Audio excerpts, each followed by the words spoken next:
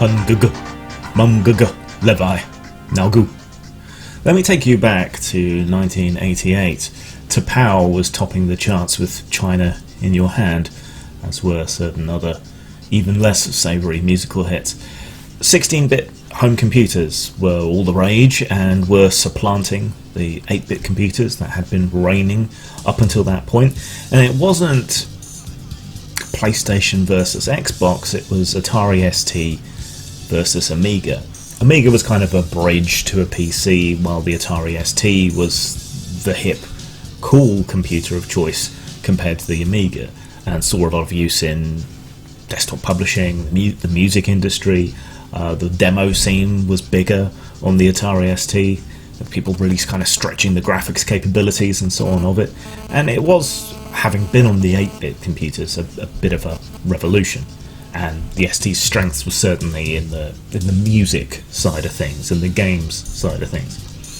So at this time, a new game came on the scene, a very strange game, a game called Captain Blood, and there were rumours of boob in this game.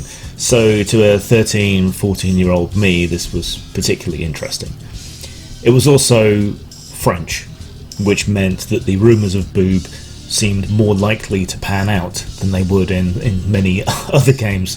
And yeah, in the days before internet pornography and so on, the prospect of boob was a genuine reward and genuine motivation to complete a game. So 13, 14-year-old me, a lover of both science fiction and boobs, this was a game for me. And the tie-in to French electronic music and French bande dessinée, graphic novels, comic books, this was all an extra bonus on top of all that. But in my quest for pixelated boobage, I uncovered a very strange and delightful game that was fun to play in and of itself, and revolutionary for its time, and still very odd and peculiar, and still worth paying attention to. I think it was a brilliant game in many ways.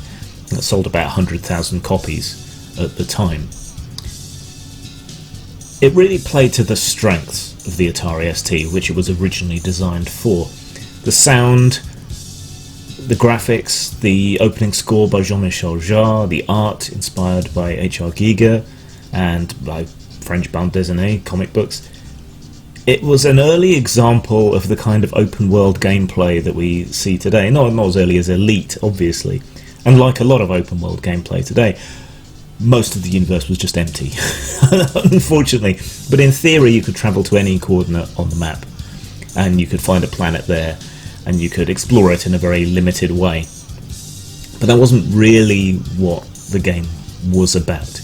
You would pick up signals, you would travel to planets, you would avoid defense systems on those planets, you would do like a trench run almost on a semi-randomly generated sort of landscape, and then you would arrive where you would communicate with an alien. And that is the point at which the game really began to shine. The graphics were pretty good, the music and sound were really good, but the interface by which you talked to aliens was called the Opcom. And this was basically a set of emojis.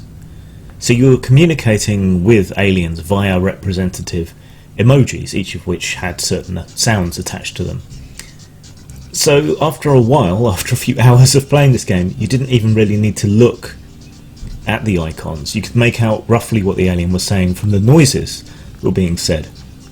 And then you would communicate back by choosing these emojis. And it was a fairly forgiving interface in terms of the information you could get back from it.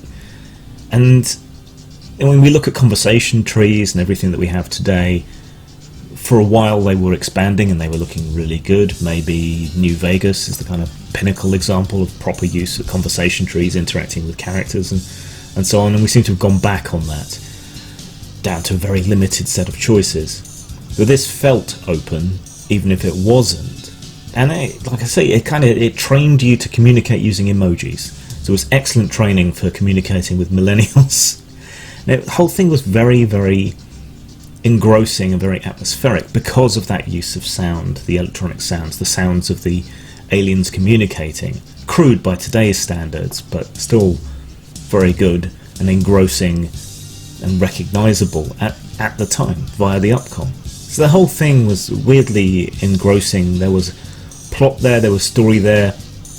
None of that was particularly grabbing. It was a kind of Tron storyline where a computer programmer gets sucked into this world of this game that he's been making and has to survive in it. You're tracking down your clones to dissolve them and absorb their vital fluids, and at the end of all that, yes, there was boob. Brilliant game, particularly the Opcom. Go investigate, go look around. Very few truly groundbreaking games exist, and we can see a lot of what we've seen in modern role-playing games in Captain Blood, I think. There were a couple of sequels. I never played them. From what I understand, they're not as good. The technology had advanced. Commander Blood was one, and then the Big Bug Bang, I think, was the last one, but that was never released outside France. Lessons: be innovative and you'll be remembered for 20 or 30 years. And if you want boobs, go to the French. Naug.